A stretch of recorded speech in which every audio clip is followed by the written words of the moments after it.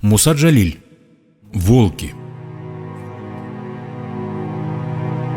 Люди кровь проливают в боях. Сколько тысяч за сутки умрет. Чуя запах добычи вблизи, рыщут волки всю ночь напролет. Разгораются волчьи глаза, сколько мяса, людей и коней. Вот одной перестрелки цена, вот ночной урожай батарей. Волчьей стаи вожак матерый, предвкушением пира хмелен, так и замер, его пригвоздил чуть не рядом раздавшийся стон. То к березе, припав головой, бредил раненый болью томим, и береза качалась над ним, словно мать убивалась над ним.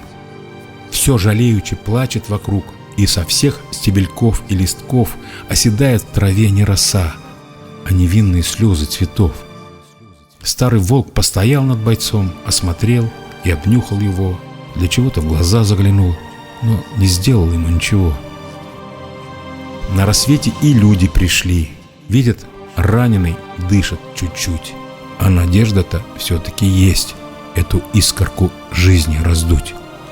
Люди в тело загнали сперва раскаленные шампала, а потом на березе в петле эта слабая жизнь умерла. Люди кровь проливают в боях, сколько тысяч за сутки умрет. Чуя запах добычи вблизи, рыщут волки всю ночь напролет. Что там волки? Ужасней и злей стаи хищных двуногих зверей.